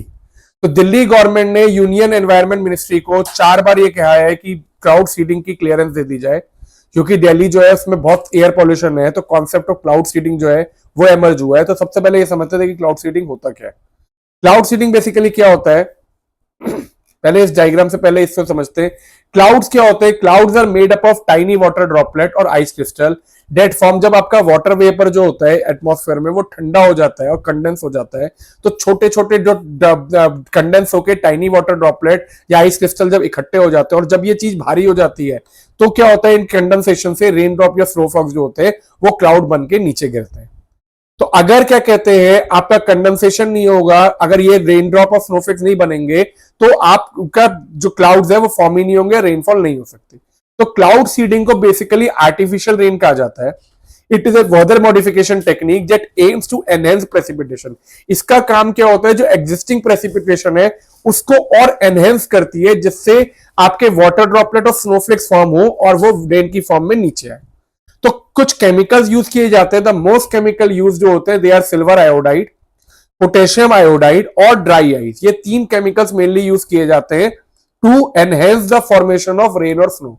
तो रेन और स्नो की फॉर्मेशन को एनहेंस करने के लिए silver iodide, potassium iodide, dry ice use किया जाता है। इसके अलावा लिक्विड प्रोपेन जो होता है, जो कि गैस में एक्सपेंड हो जाता है, इसको भी आजकल यूज किया जा रहा है, क्योंकि ये जो है they can produce ice crystal at higher temperature than silver iodide। अब होता क्या है, जब ये पार्टिकल्स क्या करते हैं, these particles serve as nuclei for water droplet to form around, potentially leading to increased precipitation। तो ये जब प्रेसिपिटेशन ज्यादा होती है तो आपकी आर्टिफिशियल रेन जो है वो आपको हेल्प करती है बाय वॉशिंग आउट, बट जो PM10 PM2.5 ये पार्टिकल होते हैं इसे वॉश आउट कर देते हैं। लेकिन ये चीज ध्यान रहे कि ये कोई परमानेंट मेथड नहीं होता है, this is a temporary method, ये कोई परमानेंट सॉल्यूशन नहीं है। दो मेन मेथड होते हैं क्लाउड सीडिंग के, कोल्ड क्लाउड सीडिंग और वार्म क्लाउड सीडिंग, जिसे आप पढ़ सकते हैं यहां से क्या है ये। चैलेंजेस जो होते हैं, सबसे पहली चीज suitable atmospheric condition necessary for the technique to be effective, including the presence of cloud with sufficient moisture. जो कि ये कहा जाता है कि दिल्ली में ये पॉसिबल इसलिए नहीं है क्योंकि वहां पे already cloud with sufficient moisture present नहीं होते, तो क्लाउड सीडिंग करना is a very difficult task in Delhi. Next we will move to India Italy 5-year action plan during G20। तो प्राइम मिनिस्टर नरेंद्र मोदी और उनके इटालियन काउंटरपार्ट जॉर्जिया मेलोनी ने 5 साल का एक स्ट्रेटेजिक एक्शन प्लान साइन किया है at the sidelines of G20 meeting in Brazil. तो इस जो की पॉइंट्स हैं, basically holding joint defence meeting on a yearly basis to coordinate exchange of information, visit and training activity, enhance collaboration in maritime and land infrastructure in India, Middle East, Europe economic corridor. इसके अलावा space में भी sign किया गया है। ये सारी चीजें जो है वो साइन की गई है। Next we will talk about Ukraine fires US long range missile in Russia. तो आफ्टर जो बाइडेन ने जाते जाते एक और घमासान डिसीजन लिया है, उन्होंने यूक्रेन को परमिशन दे दी है to fire US based missile in Russia. तो उस परमिशन के बाद अगले ही दिन यूक्रेन ने US supply long range missile को रशिया टेरिटरी में फायर किया। ये बेसिकली ये जो मिसाइल थे इसका नाम था एटमकेमस मिसाइल वेयर, यूज किया यूक्रेन ने। Ukraine first use the missile in strike on Russia Bryansk region, इस रीजन को फायर किया। अब अगर मैं बात करूं ATACMS मिसाइल की, तो ATACMS मिसाइल की फुल फॉर्म है army tactical missile system. It is a supersonic ballistic missile design and manufactured by the US. Surface to surface ballistic missile, ये 300 किलोमीटर तक जा सकती है। They are fire from M270 multiple launch rocket system, और हर एक missile की cost around $1.5 million होती है। तो देखो कितना नुकसान होता है पैसों का। $1.5 मिलियन एक मिसाइल की कॉस्ट है, और कम से कम ये 5 फायर की गई हैं। एटमस को है ये सबसे पहले गल्फ वॉर में यूज हुई थी, और अब यूक्रेन ने उन्हें रशिया, लेकिन रशिया चुप बैठने वालों में से नहीं है, जो कि मैं आगे बताऊंगा। रशिया ने अपनी न्यूक्लियर पॉलिसी जो है वो अपडेट कर दी है, और रशिया ने भी अगेंस्ट में फिर से जो है ICBM फायर किया यूक्रेन पे, लेकिन अब की बार उसमें न्यूक्लियर वॉरेंट नहीं था, लेकिन उन्होंने बता दिया कि भैया हम चुप नहीं बैठेंगे, हम भी फायर कर सकते हैं। तो अगली जो हेडलाइन है, अगला जो टॉपिक है वो है PM electric drive resolution guidelines. तो अब बात करते हैं इस नई स्कीम की, जिसे PM ई ड्राइव स्कीम से जाना जाता है। तो न्यूज ये है कि इसकी जो फाइनल गाइडलाइन है फॉर डिस्ट्रीब्यूटिंग इंसेंटिव्स, किस तरह से इंसेंटिव्स डिस्ट्रीब्यूट होंगे, वो बहुत जल्दी इशू की जाएगी। तो अब समझते हैं PM ई ड्राइव स्कीम है क्या।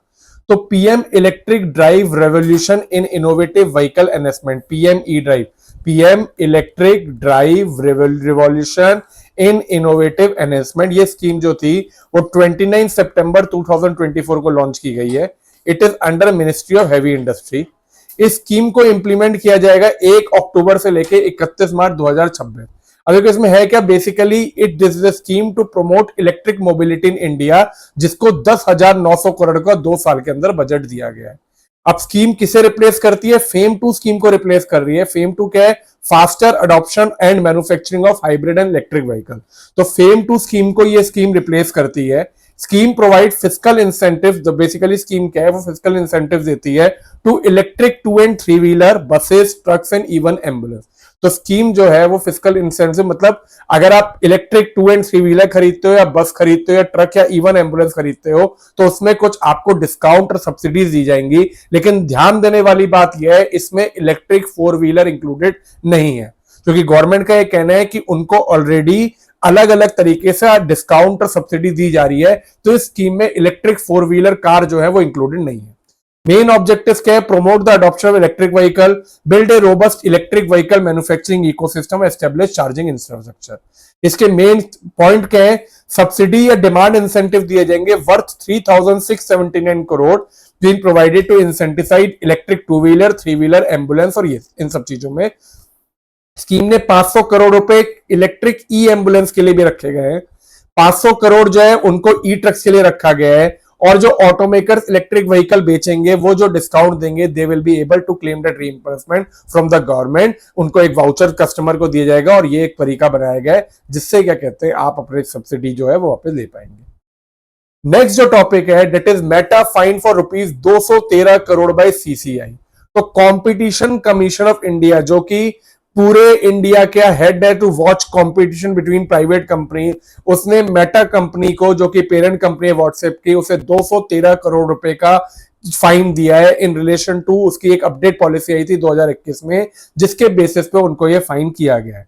पेनल्टी ये दी गई है, किस लिए फाइन किया गया है? ऑन द ग्राउंड जो प्राइवेसी पॉलिसी इंप्लीमेंट की गई इसमें, और जिस तरह से यूजर डेटा कलेक्ट करके मेटा ने क्या किया, व्हाट्सएप से यूजर अपनी प्राइवेसी पॉलिसी को अपडेट किया और जो भी यूजर डेटा व्हाट्सएप का था उन्हें अपनी और मेटा कंपनीज में जैसे कि फेसबुक, इंस्टाग्राम, इसमें प्रमोट कर दिया, जिससे क्या कहते हैं, अब प्राइवेसी पॉलिसी जो है वो कहा गया कि वो वायलेट होती है।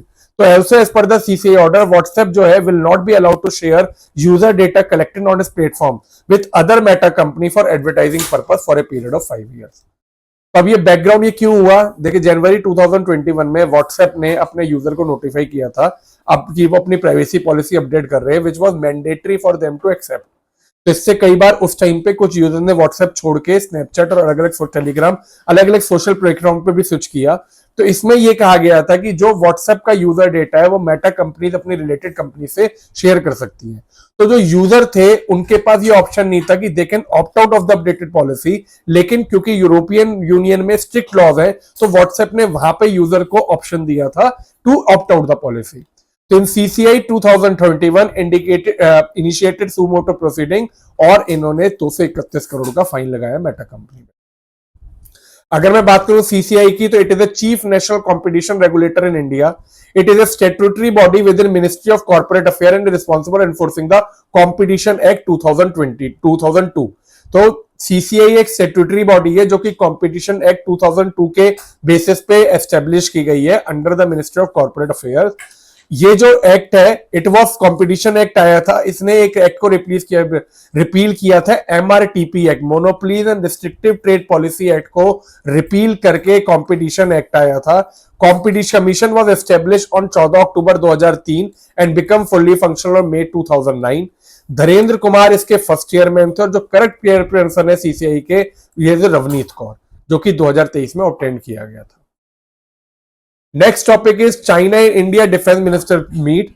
तो जैसे G20 समिट चल रहा है ब्राजील में, जहां पे प्राइम मिनिस्टर गए हुए, ऐसे डिफेंस मिनिस्टर अभी अभी रिसेंटली जब चाइना के डिफेंस मिनिस्टर से मिले लाओस में एशियन समिट हुआ था, जिसमें एशियन डिफेंस मिनिस्टर समिट के साइडलाइन पे चाइना और इंडिया के डिफेंस मिनिस्टर की मीटिंग हुई थी। तो अगर मैं बात करूं एशियन डिफेंस मिनिस्टर समिट की, तो एशियन का फुल फॉर्म है association of south east Asian nation.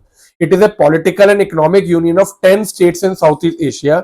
जो 10 कंट्रीज हैं साउथ ईस्ट एशिया की, उनको मिलके ये एशियन ग्रुप बना हुआ है, जिसमें आती है Brunei, Burma, Cambodia, Indonesia, Laos, Malaysia, Philippines, Singapore, Thailand and Vietnam. अच्छा, तो 10 मेंबर तो हैं आपके एशियन ग्रुप के। इसके अलावा एशियन ग्रुप के साथ 8 डायलॉग पार्टनर भी हैं। 8 डायलॉग पार्टनर जो है उसमें आते हैं Australia, China, India, Japan, New Zealand, Korea, Russia and United state, जिन्हें हम लोग कलेक्टिवली प्लस कंट्रीज भी कहते हैं।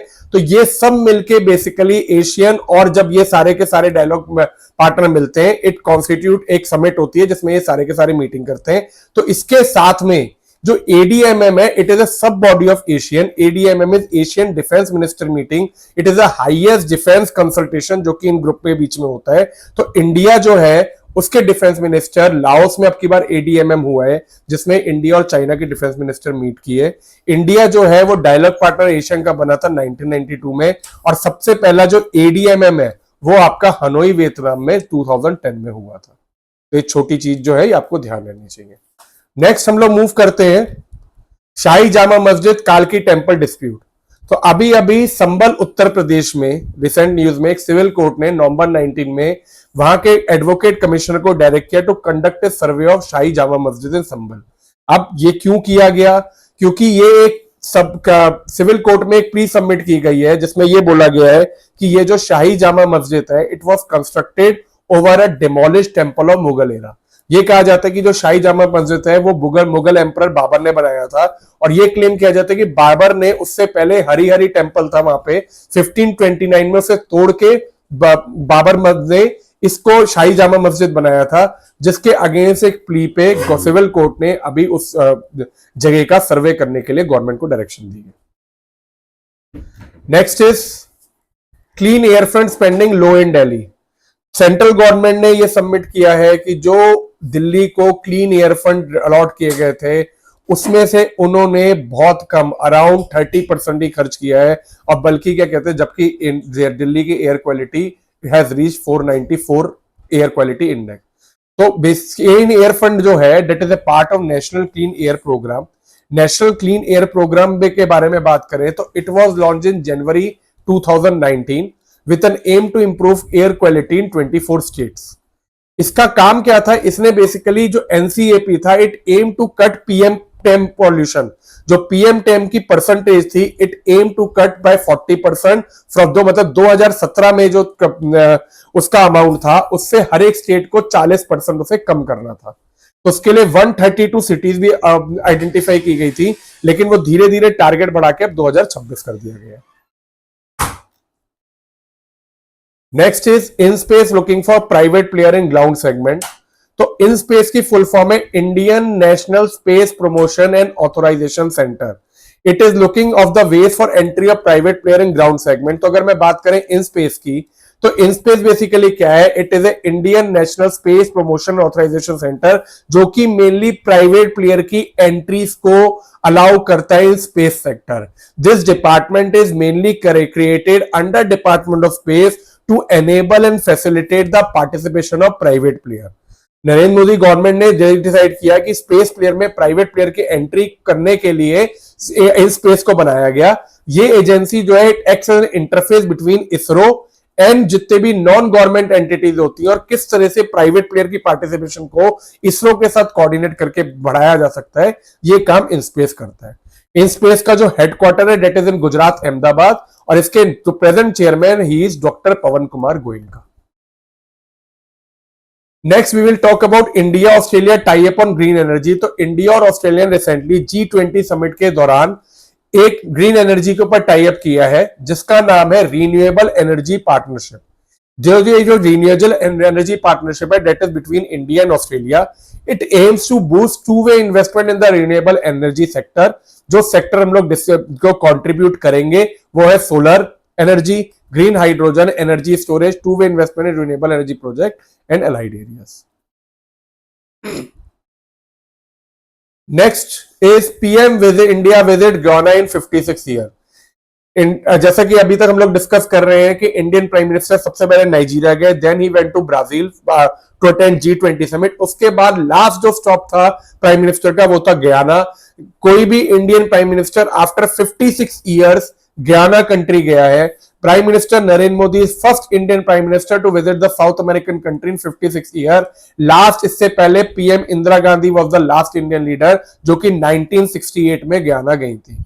इंडिया और गयाना ने 10 एग्रीमेंट साइन किए हैं on different energy corporation, medicine, digital payment system. इसके अलावा गयाना में इंडिया ने को चेयर की, पीएम ने को चेयर करी है सेकंड इंडिया कैरिकॉम समिट। और इसमें से एक जो एमओयू जो सबसे इंपॉर्टेंट है वो ये है, ये भी किया गया है कि इंडिया का जो यूपीआई है that will be launched in Guyana also. अगर मैं बात करूं कैरिकॉम कंट्रीज की, तो कैरिकॉम का फुल फॉर्म है Caribbean community. It is a group of 21 countries, 15 member state and 6 associate member. CARICOM में बेसिकली जितने भी state that are considered developing countries वो आते हैं, except for Belize in Central America and Guyana and Suriname in South America. जितने भी member हैं they are island state. CARICOM को जुलाई 4, 1973 में बनाया गया था by the treaty of चौगरमस्त। So this is all about PM visit to Guyana in 56 years. Next we move to understanding Russia new nuclear doctrine. तो जैसा मैं अभी डिस्कस कर रहा था कि यूक्रेन ने रशिया पे एक लॉन्ग रेंज मिसाइल जो कि यूएस के परमिशन मिलने का फायर किया है, उसी के टाइम पे रशिया ने भी अपना न्यूक्लियर डॉक्ट्राइन, जो पुराना न्यूक्लियर डॉक्ट्राइन था, उसे प्रेसिडेंट पुतिन ने अपडेट किया है। तो president Vladimir Putin has approved changes to Russia nuclear weapon policy. Putin signed a decree updating Russia nuclear doctrine, जो कि 2020 में लास्ट पब्लिश हुई थी। अब ये डॉक्यूमेंट में क्या है मेन चीज, सबसे पहले चेंजेस ये, it state that any aggression against Russia by a non-nuclear state that is carried out with a participation or support of a nuclear state will be considered joint attack। वो कहते हैं भाई अगर कोई नॉन न्यूक्लियर अटैक स्टेट जो है, country जो है, वो रशिया को अटैक कर रही है जिसके साथ में न्यूक्लियर स्टेट मिले हुए हैं, तो ये जॉइंट अटैक माना जाएगा। ये माना जाएगा कि न्यूक्लियर स्टेट जो न्यूक्लियर कंट्रीज है जिनके पास न्यूक्लियर स्टेट है, जिनका न्यूक्लियर वेपन्स है, they are involved in those attack. इसके अलावा मॉस्को ने ये भी कह दिया है, it was considered a nuclear response if it had reliable information about the launch of massive cross border air attack on Russia. तो कहते हैं भैया हम चुप नहीं बैठेंगे, अगर हमारे को ये लगा कि हमारे बॉर्डर को क्या कहते हैं अटैक किया गया है बाय यूजिंग प्लेन, मिसाइल या ड्रोन, तो हमारे को न्यूक्लियर अटैक करने का भी पूरा पूरा हक बनता है। तो वो लोग वेट नहीं करेंगे कि आप जब न्यूक्लियर वेपन डालोगे उसी के बाद अगर रशिया को ज्यादा छेड़ा गया तो दे हैव सेड कि हम लोग रुकेंगे नहीं, हम लोग न्यूक्लियर अटैक भी कर सकते हैं। इसके अलावा रशिया ने अपने क्लोज असाई बेलारस जो कि नॉन न्यूक्लियर है उसे भी अपने न्यूक्लियर अम्ब्रेला में रख किया है और कहा है बेलारस पे अटैक होगा तो मतलब रशिया पे अटैक होगा। नेक्स्ट हम बात करते हैं India under trial prisoner law. तो यूनियन होम मिनिस्टर ने अमित शाह ने यह डिक्लेयर किया है कि यह कोशिश की जाए कि जितने भी अंडर ट्रायल जिन्होंने अपने मैक्सिमम जो सेंटेंस उस क्राइम के लिए होता है लेकिन वो उसको अभी सजा नहीं मिली है, अगर उन्होंने 1/3 सेंटेंस पूरा कर लिया है तो उनको रिलीज किया जाए बिफोर कॉन्स्टिट्यूशन डे। तो according to national crime record bureau अगर हम बात करें तो अराउंड 5,73,220 पीपल जो हैं वो इंडियन प्रिजन में हैं, जिसमें से करीब 4,34,000 केस जो हैं वो अभी अंडर ट्रायल है। तो अब ये किस सेक्शन के अगेंस्ट ये है, तो देखिए अभी आपको पता है नया लॉ यूज हुआ है, सारे जितने पहले के इंडियन पीनल कोड थे वो सब अबॉलिश करके भारतीय नागरिक सुरक्षा संहिता लाई गई, जिसका सेक्शन 479 ये कहता है कि it lays down the maximum period for which under trial prisoner can be detect. तो इस लॉ, इस सेक्शन में ये कहा जाता है कि क्या मैक्सिमम पीरियड है जिसमें कोई अंडर ट्रायल प्रिजनर को आप जेल में रख सकते हो। तो it state that A prisoner who is not accused of offences punishable with death या लाइफ, कि अगर उसने कोई ऐसी गलती नहीं किया है, ऐसा जुर्म नहीं किया है जिसमें डेथ या उम्र कैद होती है, तो उसे आप बेल पे रिलीज कर सकते हो। क्या कंडीशन है, अगर he has undergone detention for a period extended up to 1/2 of the maximum period of imprisonment specified for death offense under the law। कि अगर उसका मान लीजिए कि जैसे किसी ने चोरी किया उसे 10 साल की सजा मिलनी है और उसने 5 साल विदाउट ट्रायल अगर निकाल दिए हैं, तो अगर आधा निकाल दिया है तो आप उसे बेल पे रिलीज कर सकते हो। इसके अलावा अगर वो पर्सन फर्स्ट टाइम ऑफेंडर, मतलब उसका ऑफेंस पहली बार है और उसे दोबारा अरेस्ट नहीं किया गया है, तो अगर उसने 1/3 1/3 of the maximum possible sentence भी कर लिया है तो भी उन्हें बेल पे रिलीज किया जा सकता है। It also says that accused shall not be released on bail by the court if there are pending, लेकिन अगर उसी के ऊपर और भी इन्वेस्टिगेशन पेंडिंग है और एक से ज्यादा ऑफेंस है, मल्टीपल केसेस में इन्वेस्टिगेशन चल रही है, तो उसे बेल पे रिलीज नहीं किया जाए। इसी रिलेटेड सुप्रीम कोर्ट ने भी रूलिंग दी। सुप्रीम कोर्ट ने अगस्त 23 में यह ऑर्डर किया सेक्शन 479 को इंप्लीमेंट करने का रेट्रोस्पेक्टिवली, कि ऐसा नहीं है कि जब से वो लॉन्च है वो पीछे से भी जितने भी केसेस है, सुप्रीम कोर्ट ने कहा कि रेट्रोस्पेक्टिवली जितने भी केसेस रजिस्टर हुए फर्स्ट टाइम ऑफेंडर के लिए उन सबके ये जो सेक्शन है वो लागू होता है। कोर्ट ने सब स्टेट गवर्नमेंट और यूनियन गवर्नमेंट को ऑर्डर दिया था टू सबमिट हाउ मेनी, ऐसे कितने लोग हैं जो कि अंडर ट्रायल में इतनी अपना 1/3 या हाफ ऑफ द सेंटेंस भुगत चुके हैं, उन सबका डेटा सबमिट करने को दिया गया था। लेकिन वो डेटा नहीं सबमिट हो तो नवंबर 19 में again supreme court has order all jail superintendent to identify और under trial prisoner specially women who would be entitled to bail under section 479। तो हम लोग नेक्स्ट मूव करते हैं, exposition of sacred relics of Saint Francis Xavier. तो देखिए ये news में इसलिए है क्योंकि डेकेनियल एक्सपोजिशन, डेकेनियल होता है हर एक 10 साल में, तो गोवा में 10 साल बाद सेंट फ्रांसिस जेवियर जो कि पैट्रन सेंट माने जाते हैं गोवा के, उनके सेक्रेड रिलिक्स को वापस बाहर निकाला जाएगा, जो कि जिसे हम लोग एक्सपोजिशन कहते हैं, जो कि नवंबर 21 से शुरू होके अगले साल 2025 तक जनवरी 5 तक चलेगा। तो ये 10 साल में होने वाला इवेंट है और ये बहुत सेक्रेड माना जाता है। तो pilgrims specially from Catholic community and tourist ये सारे के सारे गोवा में इकट्ठे होते हैं अगले for next 45 days and pay homage to the saint. तो सबसे पहले ये समझते हैं, देखिए कि एक्सपोजिशन होता क्या है। तो ड्यूरिंग द एक्सपोजिशन जो 4 सेंचुरी ओल्ड, सिर्फ 400 साल पुराना ग्लास कैस्केड जिसमें क्या कहते हैं सेंट जेवियर के रिमेन्स रखे गए हैं, उनको मौसोलियम बेसिलिका में बाहर निकाल के लोगों के दर्शन के लिए रखा जाता है, जहां पे डिवोटी जाके उनको प्रे करते हैं। आप देख सकते हैं ये कुछ फोटो भी हैं जो कि पहले की ली गई हैं, जिसमें क्या कहते हैं इनके रिमेन्स को एक ग्लास कैस्केट में रखा गया है। इसके अलावा सेंट फ्रांसिस जेवियर की बात की जाए तो सेंट फ्रांसिस जेवियर की हिस्ट्री ये है कि ही अराइव्ड इन गोवा इन 1542।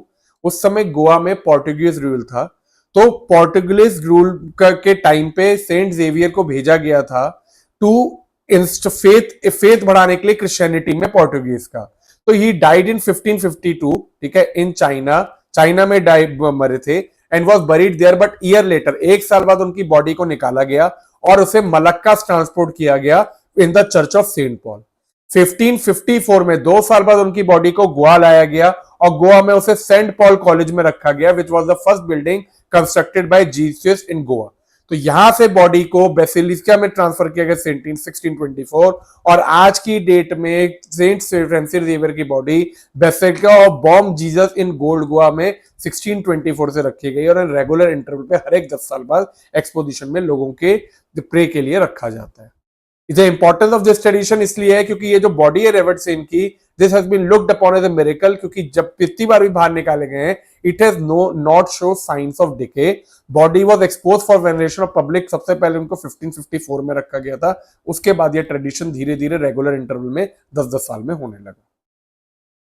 अगली हेडिंग जो है that is arrest warrant for Israel prime minister. तो न्यूज ये है कि इंटरनेशनल क्रिमिनल कोर्ट, देखिए international criminal court international court of justice से बिल्कुल अलग है।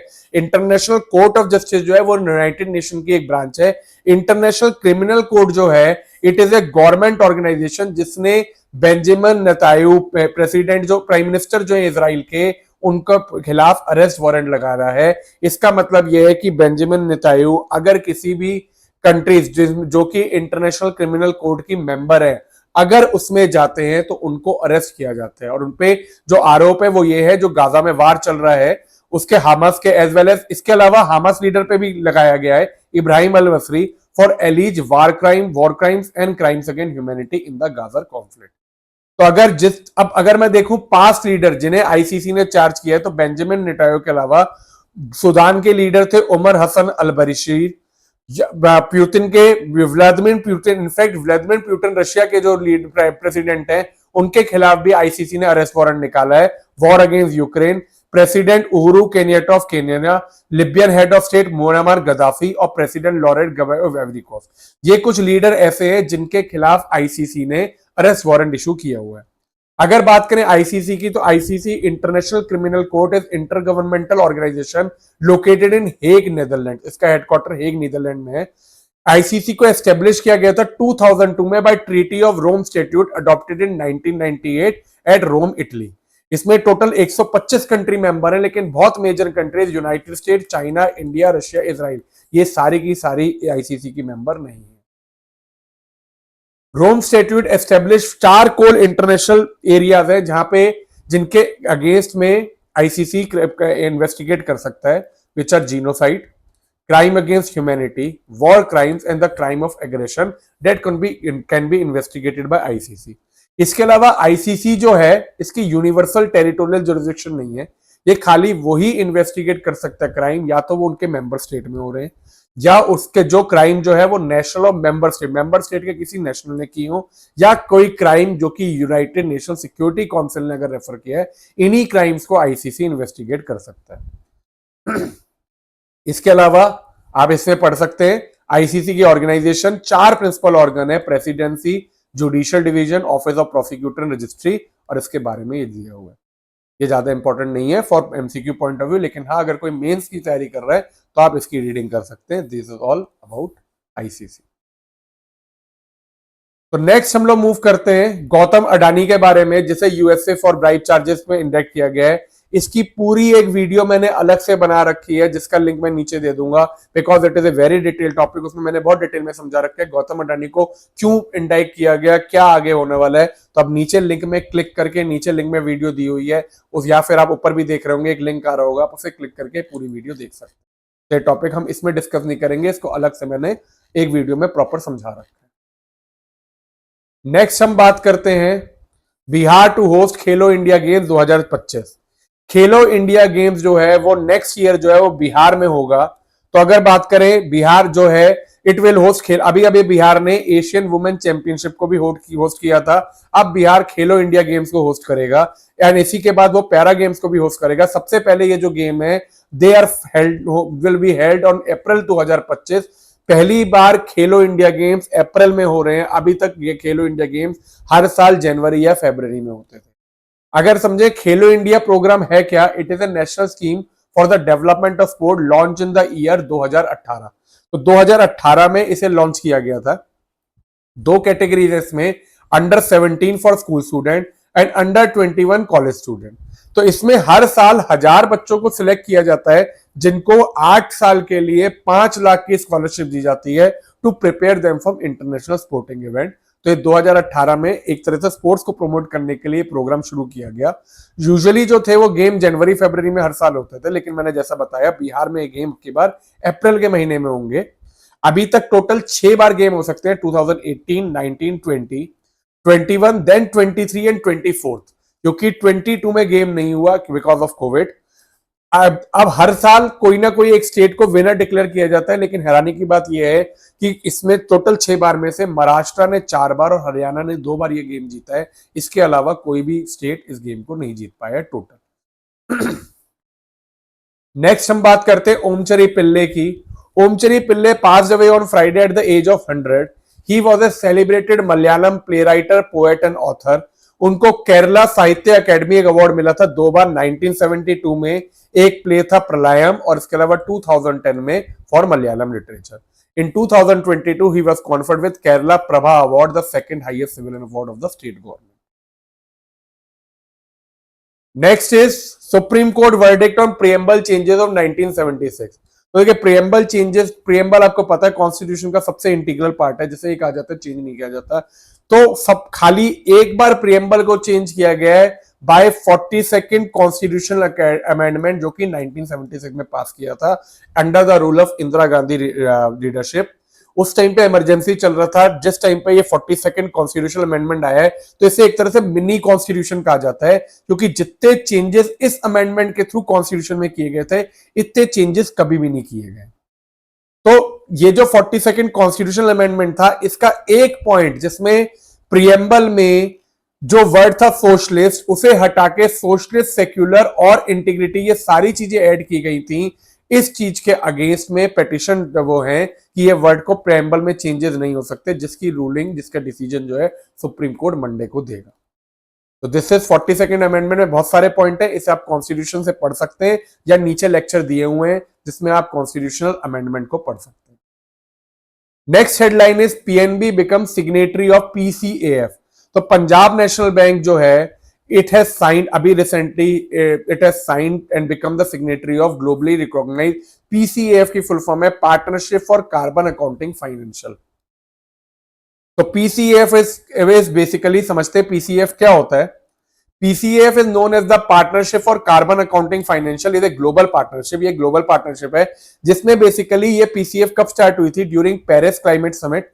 और इसमें बेसिकली जितने भी बैंक इसके सिग्नेटरी होते हैं दे डिक्लेयर कि जो उन्होंने लोन्स या जो इन्वेस्टमेंट करी है उसमें से कितने लोन्स जो हैं दे डिस्प्ले की वो they are based on greenhouse gas emission, जो कि ग्रीन हाउस गैस को एमिट करते हैं। और ये कोशिश की जाती है कि आने वाले साल में लोन्स उन चीजों को जो कि ग्रीन एनर्जी से रिलेटेड है उनको ज्यादा दिए जाए। तो ये रेशो और ये सब चीजें स्टडी करने के लिए PCAF बना गया है।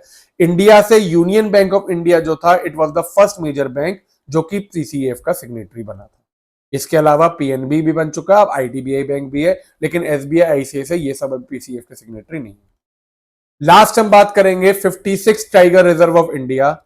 Recently union ministry of environment forest and climate change ने इंडिया का 56 टाइगर रिजर्व जो है वो अनाउंस किया है।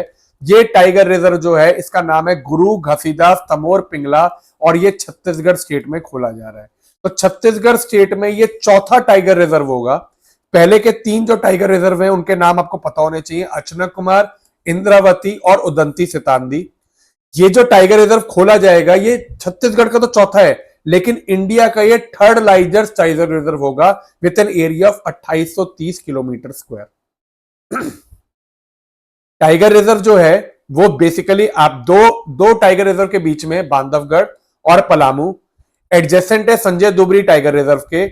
इसके जो अभी मैंने बताया आपको कि जो टाइगर रिजर्व है इंडिया का थर्ड लार्जेस्ट होगा, तो सबसे लार्जेस्ट टाइगर रिजर्व जो इंडिया का है वो नागार्जुन सिरिसलम इन आंध्र प्रदेश और सेकंड नंबर पे आता है Manas tiger reserve as Assam.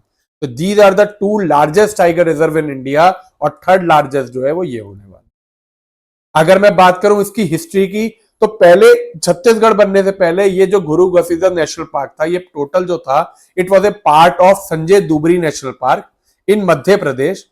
जब 2000 में छत्तीसगढ़ बना तो जो पोर्शन संजय दुबरी पार्क का इधर चला गया छत्तीसगढ़ में चला गया उसको नाम दिया गया गुरु घसीदास नेशनल पार्क, जिसको नेशनल पार्क को फिर टाइगर उसमें कन्वर्ट किया गया।